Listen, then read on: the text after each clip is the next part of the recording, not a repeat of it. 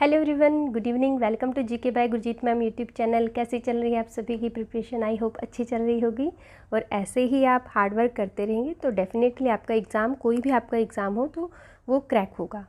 सो बात करते हैं BPSC assistant public sanitary and waste management officer, paper second है एंड क्लास नंबर 14 रहेगी। आज रहेगी क्लास नंबर 14। इससे पहले पेपर 1 एंड पेपर 2 की, पेपर 1 की 14 क्लासेस अपलोड हो चुकी हैं, पेपर 2 की भी 13 क्लासेस अपलोड हो चुकी हैं। जो फर्स्ट टाइम चैनल पर आए हैं वो चैनल की प्लेलिस्ट में जाकर वहाँ से आप क्वेश्चंस को देख सकते हो, नोट कर सकते हो और जो टेलीग्राम ग्रुप है उसमें ज्वाइन कर सकते हो आप। सो आज की जो क्लास रहेगी काफ़ी इम्पोर्टेंट टॉपिक है और काफ़ी ये इम्पोर्टेंट क्लास रहेगी आपके लिए, क्योंकि स्पेशल क्लास है। किसके ऊपर है? EIA यानी कि एनवायरमेंटल इम्पैक्ट असेसमेंट के ऊपर क्लास रहेगी। इससे पहले मैंने थ्योरी क्लास 6 एंड 7 कराई है।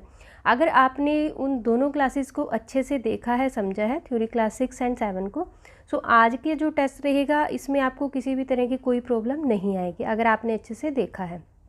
सो बात करते हैं EIA। जितने भी क्वेश्चन बनते हैं EIA से रिलेटेड यानी कि एनवायरमेंटल इम्पैक्ट असेसमेंट से रिलेटेड, सो मैक्सिमम मैंने आज की क्लास में यहाँ पे आपको देने की कोशिश की है।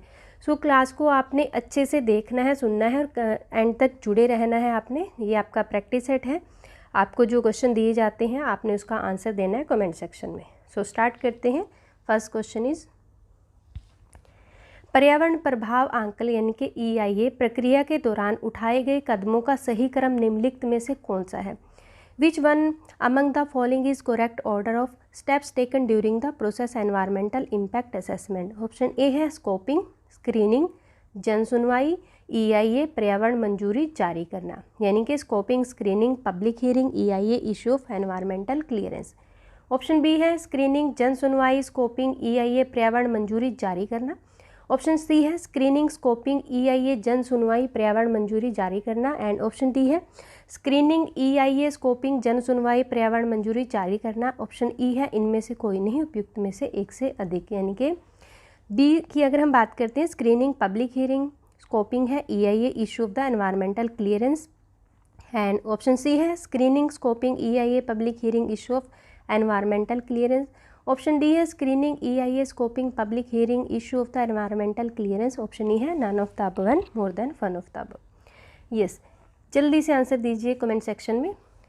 अगर आप सभी ने अच्छे से क्लासेस देखी हैं, थ्योरी क्लासेस, तो आपको अच्छे से क्वेश्चन समझ आया होगा। Yes, answer is C. Answer is C, screening, scoping, EIA public hearing issue of environmental clearance. And next question is, EIA में आकस्मिक योजना क्या है? यानी कि what is the contingency plan in EIA? Option A है EIA करने के लिए दिशा निर्देशों का एक सेट है, यानी कि a set of guidelines for carrying out EIA। Option B है यह सुनिश्चित करने के लिए दिशा निर्देश निर्धारित करें कि विकास परियोजना अपनी सीमाओं के साथ रहेगी। A set guideline ensuring that the development project will remain with its boundaries. And option C है आपात स्थिति को रोकने के लिए एक योजना, कार्यवाही और आपात स्थिति होने पर उठाए जाने वाले कदम। यानी ऑप्शन सी है a plan action to prevent an emergency and steps to be taken when emergencies occur. And option D है सभी, यानी कि all of the above. And option E है none of the above and more than one of the above. Yes, question second है, जल्दी से answer दीजिए। What is the contingency of EIA plan? Yes, जल्दी से आंसर कीजिए। Answer is C. Answer is C, a plan action to prevent an emergency and steps to be taken when emergency occur. यानी कि आपात स्थिति को रोकने के लिए योजना, कार्यवाही और आपात स्थिति होने पर उठाए जाने वाले कदम, ये किसके अंडर होते हैं? EIA में आकस्मिकता योजना के under. Next question is, EIA scoping चरण यानी कि scoping steps of EIA। Option A है एक व्यवस्थित अभ्यास है जो EIA की सीमाओं को स्थापित करता है, यानी is a systematic exercise that establishes the boundaries of EIA। Second में है स्पष्ट रूप से इंगित करता है कि EIA के भीतर क्या प्रासंगिक है और क्या प्रासंगिक नहीं है।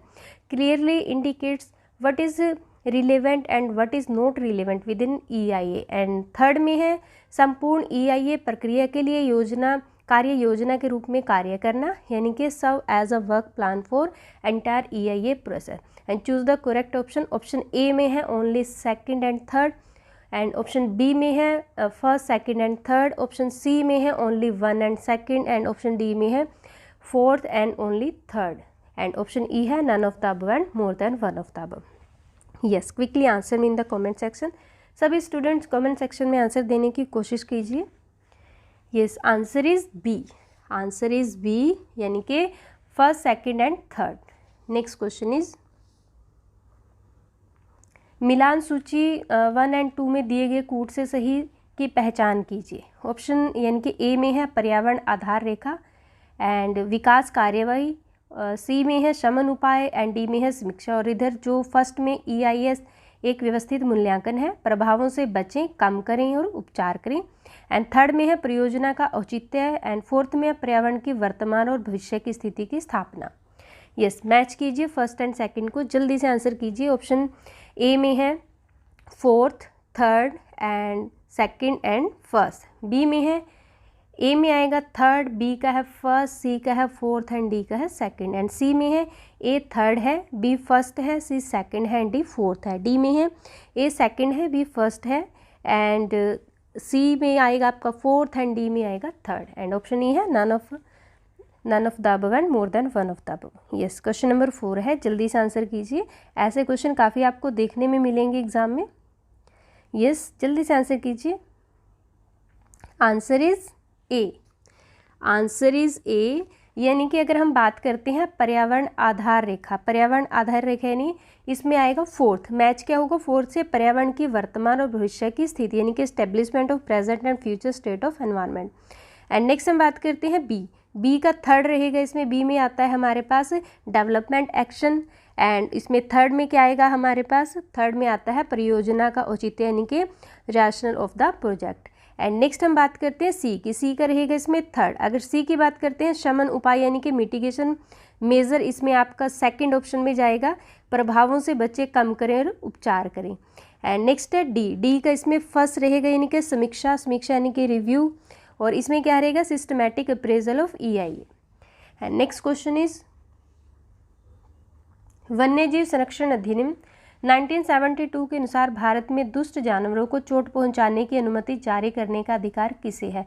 According to wild life protection act 1972 in India, who is the authority to issue permission to hurt raw animals? Option A है राज्य के मुख्यमंत्री यानी कि chief minister of the state, option B है मुख्य वन्यजीव वार्डन यानी कि chief wild life warden, option C है वन संरक्षक यानी कि conservator of forest, option D है उपायुक्त यानी कि डेप्यूटी कमिश्नर, ऑप्शन ई है none of the above and more than one of the above. Yes, quickly answer में क्वेश्चन नंबर 5 है और अच्छा क्वेश्चन है आपके पॉइंट ऑफ व्यू से, काफ़ी अच्छा क्वेश्चन है ये। Yes, answer is B, answer is B, chief wild life warden को क्या है ये अनुमति है, यानी कि दुष्ट जानवरों को चोट पहुंचाने की अनुमति जारी करने का अधिकार किसे है? Chief wild life warden. बात करते हैं chief wild life warden is the secretary under the wild life protection act and who heads the wildlife wing of the department? And next question is वन्यजीव संरक्षण अधिनियम 1972 की किस धारा के तहत राज्य सरकार एक निश्चित अवधि के लिए शिकार के लिए बंद क्षेत्र घोषित कर सकती है? काफ़ी अच्छा क्वेश्चन है और इम्पोर्टेंट क्वेश्चन है। Under which section of wild life protection act 1972 the state government can declare an area close to hunting for a specified period? Option A है सेक्शन 27, ऑप्शन बी है सेक्शन 35, ऑप्शन सी है section 38A, option D है section 37 and option E है none of the above and more than one of the above. Yes, quickly answer में question number है 6, जल्दी से answer दीजिए। Yes, answer is D, answer is D, section 37। अब बात कर लेते हैं सेक्शन 37 में क्या है। ऐसा क्षेत्र जिसे शिकार के लिए बंद घोषित किया हो, जहां शिकार करना प्रतिबंधित हो, तो ये किसके अंडर आता है? Wild life protection act 37। And next question is EIA में जोखिम मूल्यांकन में शामिल नहीं है। Risk assessment in EIA doesn't involve. Option A है अधिकतम विश्वसनीय विश्लेषण यानी कि maximum credible analysis, and option B है खतरा और संचालन विश्लेषण यानी कि hazard and operability analysis, option C है आपदा प्रबंधन योजना तैयार करना, preparation of disaster management plan, option D है एक परियोजना से उत्पन्न होने वाले आर्थिक लाभ का आंकलन, assessment of economic benefit, arising out of project option D है, ऑप्शन ई है इनमें से कोई नहीं, यानी कि none of the above and more than one of the above. Yes, question number 7 है, जल्दी से आंसर दीजिए। EIA में जोखिम मूल्यांकन में शामिल नहीं है। Yes, quickly answer in the comment section. Yes, answer is D. Answer is D, assessment of economic benefit arising out of a project, यानी कि एक परियोजना से उत्पन्न होने वाले आर्थिक लाभ का आंकलन, ये जोखिम मूल्यांकन में शामिल नहीं है। एंड नेक्स्ट क्वेश्चन इज, निम्नलिखित में से कौन पर्यावरण पर विकास गतिविधियों के प्रभाव का आंकलन करने के लिए उपयोग की जाने वाली EIA विधियों से संबंधित नहीं है? Which one of the following doesn't belong to EIA method used for assessing the impact of the development activities on the environment? Option A है चेकलिस्ट, ऑप्शन बी है एडहोक, ऑप्शन सी है नेटवर्क, ऑप्शन डी है लचीला यानी कि flexible, option E है none of the above and more than one of the above. Yes, quickly answer में question number 8 है, जल्दी से आंसर दीजिए। Yes, answer is D. Answer is D, flexible, यानी कि विकास गतिविधियों के प्रभाव का आंकलन करने के लिए उपयोग की जाने वाली EIA विधियों में संबंधित नहीं है। कौन नहीं संबंधित है? फ्लैक्सीबल। इसके अलावा जैसे एडहोक है, एडहोक मेथड है, चेकलिस्ट है, ओवरलेज है, नेटवर्क मेथड है, ये सब यूज़ करते हैं। And next question is, EIA में आधारभूत डाटा वर्णन करता है। EIA the baseline data describe, option A है मानचित्रण द्वारा पर्यावरणीय परिणाम यानी कि the environmental consequences by the mapping, option B है प्रस्ताव के आधार पर जोखिम का आंकलन assessment of risk on the basis of proposal, option C है पहचाने गए अध्ययन की मौजूदा पर्यावरणीय स्थिति यानी कि existing environmental status of the identified study, option D है जनसांख्यिकी और सामाजिक आर्थिक डाटा यानी demographic and the socio economic data, option E है none of the above and more than one of the above. Yes, quickly answer में question number 9 है। इस तरह के क्वेश्चंस काफ़ी इंपॉर्टेंट होते हैं आपके एग्जाम के लिए। Yes, answer is C. Answer is C, existing environmental status of the identified study and to purpose to provide the before the development work of the project is started. And next question is, एक जल विद्युत परियोजना की EIA report परियोजना की पर्यावरणीय मंजूरी के लिए कितने साल बाद तक वैध होगी? The EIA report of hydro power project would be valid up to how many years after the environmental clearance of the project, option A है 5 ईयर्स, ऑप्शन बी है 7 ईयर्स, ऑप्शन सी है 10 ईयर्स, ऑप्शन डी है 15 years, option E है none of the above and more than one of the above. अगर आप सभी ने theory class 6 and 7 देखी है तो आई थिंक आपको किसी भी तरह की कोई प्रॉब्लम नहीं आ रही होगी, क्योंकि आज के जो क्वेश्चन बेस है किसके ऊपर है? Class number 6 and 7 theory class paper second के। यस, आंसर इज सी, 10 साल। कितने साल के लिए? 10 साल के लिए है। नेक्स्ट क्वेश्चन इज, पर्यावरण और वन मंत्रालय में एक विकासात्मक परियोजना की पर्यावरणीय प्रभाव आंकलन और पर्यावरण प्रबंधन योजना रिपोर्ट की समीक्षा करने वाली समिति को क्या कहा जाता है? The committee which review the environmental impact assessment and environmental management plan reports of a development project in ministry of environment and forest is called, option A है project assessment committee, option B है project appraisal committee, option C है project evaluation committee, option D है project estimate committee, option E है none of the above and more than one of the above. यानी कि परियोजना मूल्यांकन समिति है, परियोजना मूल्यांकन समिति एंड परियोजना मूल्यांकन समिति, उसके बाद है परियोजना अनुमान समिति। यस, क्विकली आंसर में क्वेश्चन नंबर 11 है, जल्दी से आंसर दीजिए। Yes, answer is B, project appraisal committee. And next question है मैच का, यानी कि लिस्ट 1 एंड 2 इसको मैच करना है आपने। विश्व ओजोन दिवस है, कब मनाया जाता है? विश्व पर्यावरण दिवस है एंड विश्व वन दिवस है, विश्व जल दिवस है। सो क्विकली आंसर में ऑप्शन ए है, यानी कि ऑप्शन ए में आएगा 4th, 3rd, 1 and 2। Option B में आएगा ए में क्या आएगा 2nd, बी में आएगा 1st, सी में आएगा 3rd। तो इस तरह से आपने इसको मैच करना है। तो क्विकली आंसर में yes, answer is C. Answer is C. अब देखो सी में क्या है, यानी कि ए में फर्स्ट है। अब विश्व ओजोन दिवस कब मनाया जाता है? 16 सितंबर को मनाया जाता है। एंड बी का इसमें 3rd आएगा। इनके विश्व पर्यावरण दिवस कब मनाया जाता है? 5 अक्टूबर को मनाया जाता है। और इस साल से डॉल्फिन डे भी मनाया जाएगा कब?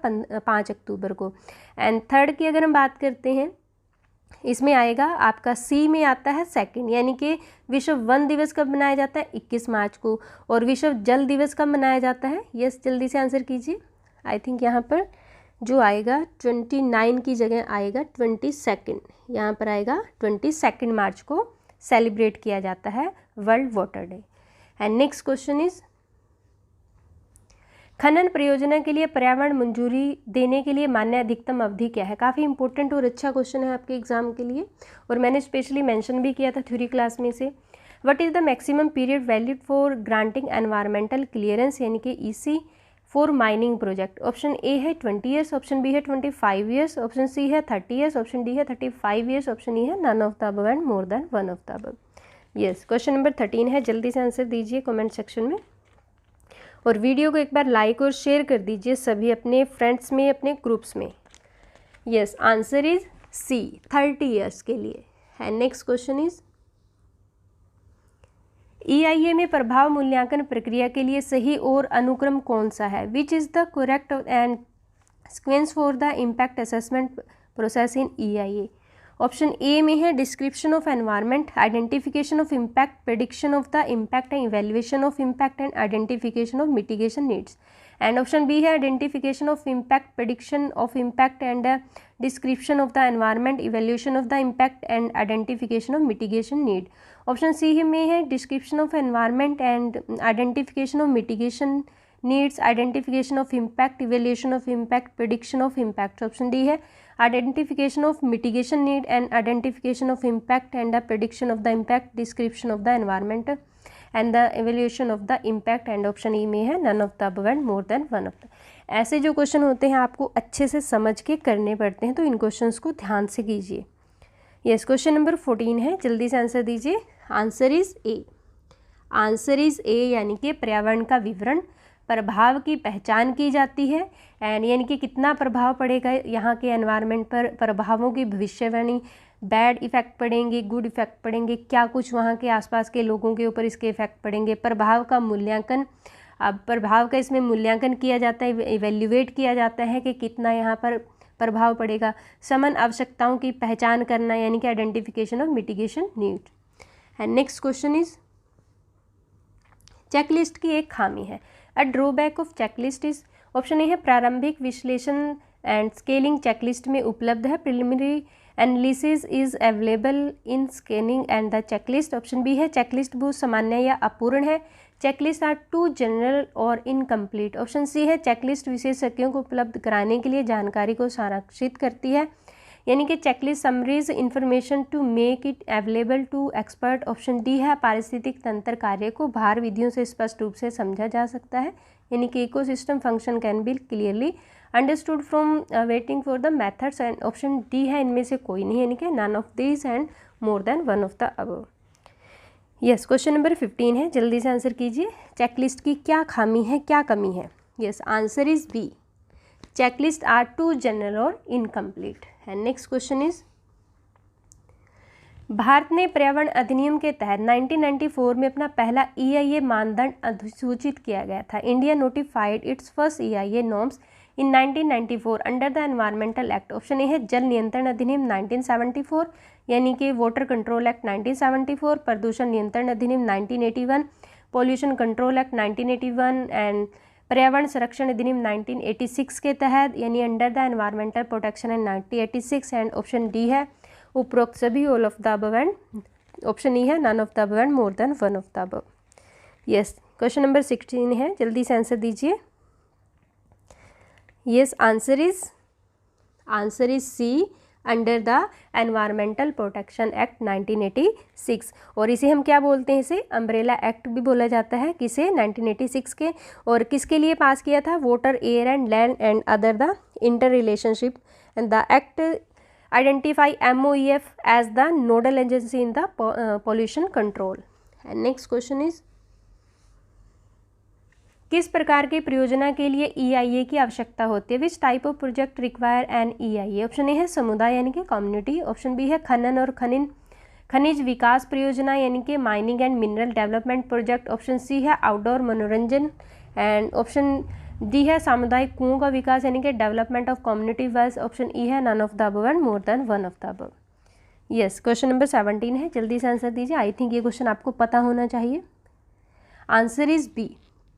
सो EIA की जरूरत किसके लिए पड़ती है? Mining and mineral development of project. And next question is 14 सितंबर 2006 की ET अधिसूचना के तहत IEA प्रक्रिया के दौरान किसी भी सार्वजनिक सुनवाई की आवश्यकता नहीं है। ऑप्शन ए में है सभी A श्रेणी की परियोजना, एंड सेकंड में है सभी B1 श्रेणी की परियोजना, थर्ड में है सभी B2 श्रेणी की परियोजना। सही विकल्प चुनिए, यानी ऑप्शन ए में है only second and third, option B में है first second and third, option C में है only first and second, option D में है ओनली थर्ड, ऑप्शन ई में है none of the above and more than one of the above. Yes, quickly answer में। Question number 18 है, answer is D, only third. किस में जरूरत पड़ती है? ओनली थर्ड में, यानी कि इसमें क्या आएगा? B2 की श्रेणी की परियोजनाओं में। एंड नेक्स्ट क्वेश्चन इज निम्नलिखित में से कौन EIA प्रोसेस से संबंधित नहीं है? Which of the following doesn't belong to EIA process? Option A है आधारभूत पर्यावरणीय स्थिति की स्थापना, establishing the baseline environmental status, option B है पर्यावरणीय प्रभावों की पहचान यानी भविष्यवाणी और मूल्यांकन, identification, prediction and the assessment of environmental impact, option C में है EMS ऑडिटिंग प्रक्रियाओं का कार्यान्वयन यानी कि implementation of the EMS auditing and procedure, option D में है शमन और मुआवजे का सुझाव उपाय, suggestion the mitigation and the compensation measure, and option E में है none of the above and more than one of the above. Yes, quickly answer में। क्वेश्चन नंबर 19 है, जल्दी से आंसर दीजिए। सो इनमें से कौन सा EIA प्रोसेस से संबंधित नहीं है? So answer is C, answer is C, implementation of EMS auditing and procedure, ये इसमें शामिल नहीं है। एंड नेक्स्ट क्वेश्चन इज सार्वजनिक परामर्श प्रक्रिया जन सुनवाई के दौरान जनता के लिए प्रतिक्रिया प्रस्तुत करने की समय अवधि कम हो जाती है 30 दिनों से, यानी public consultation process the time period of public to submit response and during the public hearing is reduce from 30 days. Option A है 25 दिन, ऑप्शन बी है 22 दिन, ऑप्शन सी है 20 दिन, ऑप्शन डी है 15 दिन, एंड ऑप्शन ई है none of the above and more than one of the above. Yes, question number 20 है, और मैंने ये थ्योरी क्लास में आपको अच्छे से बताया था, इसको डिटेल में बताया था और ये क्लियर भी कराया था। यस, जल्दी से आंसर दिए। क्वेश्चन नंबर 20 है, and answer is C, 20 days. पहले ये 30 डेज के लिए थी, लेकिन अब इसे रिड्यूस करके कितना कर दिया है? 20 डेज। किसके लिए? जन सुनवाई के लिए। नेक्स्ट क्वेश्चन इज EIA के मुख्य प्रतिभागी हैं। The main participants of EIAs, option A है डेवलपर, ऑप्शन बी है सरकारी परियोजना नियामक सरकार विभाग, ऑप्शन सी है जनता यानी पब्लिक, ऑप्शन डी है सभी, ऑप्शन ई है none of the above and more than one of the above. Yes, question number 21 है, कौन कौन पार्टिसिपेट करते हैं इसमें EIA में? Yes, answer is D, all of the above, यानी कि इसमें जो डेवलपर है इसमें प्रोजेक्ट प्रपोजल लेके आते हैं EIA, कंसल्टेंट होते हैं। गवर्नमेंट की अगर हम बात करें, प्रोजेक्ट रेगुलेशन, उसके बाद है पब्लिक की बात करें, इसमें कौन आ जाते हैं? जनरल पब्लिक या फिर NGO वगैरह, ये सब आ जाते हैं इनके all of the above. And next question is पर्यावरण वन और जलवायु परिवर्तन मंत्रालय के क्षेत्रीय कार्यालय ministry of environmental forest and the climate change और रीजनल ऑफिस आज, ऑप्शन ए है चंडीगढ़, ऑप्शन बी है लखनऊ, ऑप्शन सी है भोपाल, ऑप्शन डी है दिल्ली, ऑप्शन ई है none of the above and more than one of the. So कहाँ कहाँ पर है पर्यावरण वन और जलवायु परिवर्तन मंत्रालय के जो क्षेत्रीय कार्यालय है? यस, कहाँ कहाँ पर है? Answer is E, more than one of the above. So यहाँ पर दिल्ली में नहीं है, बाकी चंडीगढ़ में भी है, लखनऊ में भी है, भोपाल में भी है। कितने हैं? टोटल 6 है रीजनल ऑफिसेज। इसके अलावा शिलोंग में है, भुवनेश्वर में है एंड बेंगलोर में है। नेक्स्ट क्वेश्चन इज EIA के लिए विशेषज्ञ समितियों की संरचना, composition of expert committees for EIA। Option A है पारिस्थितिक तंत्र प्रबंधन, इकोसिस्टम मैनेजमेंट, ऑप्शन बी है भूमि उपयोग योजना यानी land use planning, option C है वायु जल प्रदूषण नियंत्रण air water pollution control, and option D है all of the above, and option E है none of the above and more than one of the above. Yes, question number 23 है, जल्दी से आंसर दीजिए। Answer is D, all of the above, यानी कि EIA के लिए जो एक्सपर्ट कमेटीज़ हैं वो उसमें कौन कौन शामिल है? सो इकोसिस्टम मैनेजमेंट के जो एक्सपर्ट है वो शामिल होते हैं, भूमि उपयोग योजना के जो एक्सपर्ट है, मतलब अपने फील्ड के जो एक्सपर्ट होते हैं। एंड नेक्स्ट क्वेश्चन इज निम्नलिखित में से किसे केंद्र सरकार से मंजूरी की आवश्यकता नहीं है। Which of the following is not require clearance from central government.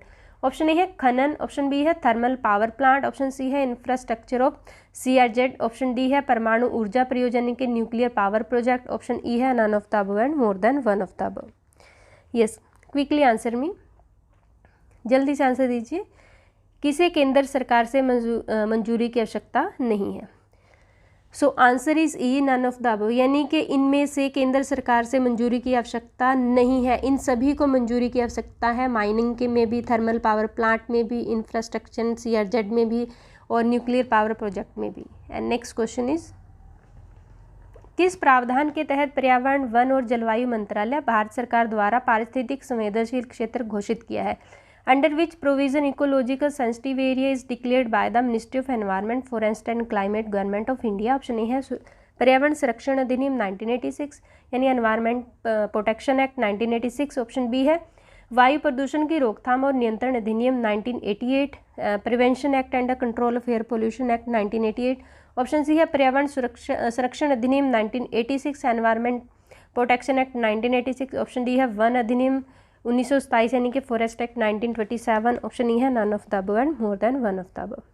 Yes, quickly answer me, question number 25 है, जल्दी से। ये इस तरह के क्वेश्चन अलग अलग टाइप में आपके पास आ सकते हैं। So answer is C, environment protection act 1986। Next question is, पर्यावरण, वन और जलवायु परिवर्तन मंत्रालय ने CRZ अधिसूचना 1991 जारी की है। इसके उद्देश्य क्या है। The ministry of environment, forest and climate change has issue CRZ notification 1991। Objective are, option A है तटीय क्षेत्रों में रहने वाली मछली पकड़ने वाले समुदाय और अन्य स्थानीय समुदाय की आजीविका सुरक्षा सुनिश्चित करने के लिए, यानी कि to ensure livelihood security of the fishing communities and the other local communities the living in the coastal areas. And option B है कोस्टल स्ट्रेच की संरक्षित करने के लिए, यानी कि to conserve the protect coastal stretches. Option C है वैज्ञानिक सिद्धांतों के आधार पर सतत तरीके से विकास को बढ़ावा देना। एंड ऑप्शन डी है उपरोक्त सभी, ऑप्शन ई है none of the above and more than one of the above, यानी कि to promote development through sustainable manner based on the scientific principle. Yes, जल्दी से आंसर दीजिए। क्वेश्चन नंबर है 26। Yes, quickly answer me, answer is D, answer is D all of the above. Next question is, तटीय विनिमयन क्षेत्र में निषिद्ध गतिविधियां हैं, यानी कि prohibited activities in coastal regulation zone are. Option A है लैंडफिल के लिए, परियोजना के लिए शहर या कस्बे के कचरे को डंप करना, and dumping of city of town waste of the purpose of landfilling. Option B है थर्मल पावर स्टेशनों में राख या किसी कचरे का डंपिंग, यानी कि डंपिंग ऑफ ऐश और any waste from the thermal power station. Option C है रेत, चट्टानों और अन्य सबस्ट्रेट सामग्री का खनन, यानी कि mining of sands, rocks and the other substrata materials. Option D है वे दुर्लभ खनिज CRZ क्षेत्र से बाहर उपलब्ध नहीं है। Those rare minerals not available outside the CRZ areas. Option E है none of the above and more than one of the above. Yes, जल्दी से आंसर दीजिए। कौन से तटीय विनिमय क्षेत्र में निषिद्ध गतिविधि, यानी कि प्रोहिबिटेड कौन सी एक्टिविटीज़ है। So answer is E, more than one of the above. इसमें जो रहेगा डंपिंग नहीं होगा, यानी कि ए भी नहीं होगा, एंड डंपिंग ऑफ द ऐश नहीं होगा इसमें, एंड माइनिंग ऑफ सैंड नहीं होगा। जो इसमें ऑप्शन नंबर डी है, दोज आर रेयर, तो उसके लिए हम माइनिंग कर सकते हैं। अगर बात करते हैं रेयर मिनरल्स की, रेयर मिनरल्स कहाँ पे होंगे, अगर समुद्र के एरिया के आसपास होंगे, इनके कोस्टल रीजन के आसपास होंगे, तो तब हम वहाँ पे माइनिंग कर सकते हैं, अदरवाइज नहीं। एंड नेक्स्ट क्वेश्चन इज, निम्नलिखित में से किस एजेंसी ने वायु, जल और ध्वनि प्रदूषण के नियंत्रण के लिए मानक निर्धारित किए थे। Which of the following agency had let down the standards for the control of pollution of air, water and noise. Option A है केंद्रीय प्रदूषण नियंत्रण बोर्ड, यानी कि central pollution control board. Option B है केंद्रीय प्रदूषण विपरीत न्यायाधिकरण, यानी कि central pollution control tribunal. Option C है केंद्रीय प्रदूषण नियंत्रण agency, central pollution control agency. Option D है जल नियंत्रण अधिनियम, यानी कि water control act. Option E है none of the above and more than one of the above. Yes, question number 28 है, क्विकली आंसर में। Answer is A, central pollution control board. ये एजेंसी है जिसने वायु, जल और ध्वनि के प्रदूषण नियंत्रण के लिए मानक यानी निर्धारण किए हैं, standard. Next question is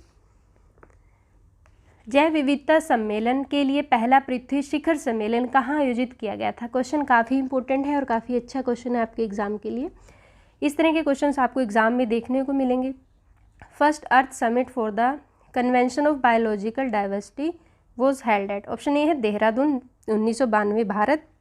option B है न्यूयॉर्क 2000 में यूएसए में। ऑप्शन सी है रियो डी जेनेरियो 1992 में ब्राज़ील। ऑप्शन डी है जोहान्सबर्ग 2002 में दक्षिण अफ्रीका में। ऑप्शन ई है none of the above and more than one of the above, यानी कि देहरादून में 1992 एंड न्यूयॉर्क में 2000 में एंड रियो डी जेनेरियो में 1992 ब्राज़ील एंड डी है जोहान्सबर्ग साउथ अफ्रीका में हुआ था, या फिर इनमें से कोई नहीं। यस आंसर इज़, जल्दी से आंसर दीजिए, आई थिंक आपको पता होना चाहिए एग्ज़ाम इस क्वेश्चंस के बारे में। Answer is C. कहाँ पर हुआ था? रियो डी जेनेरियो 1992 और ब्राज़ील में हुआ था। एंड इसमें कितने देशों ने पार्टिसिपेट किया था? 152 नेशंस में इसमें पार्टिसिपेट किया था और सिग्नेचर किए थे। एंड नेक्स्ट क्वेश्चन इज अंतर्राष्ट्रीय सौर गठबंधन का मुख्यालय कहाँ है?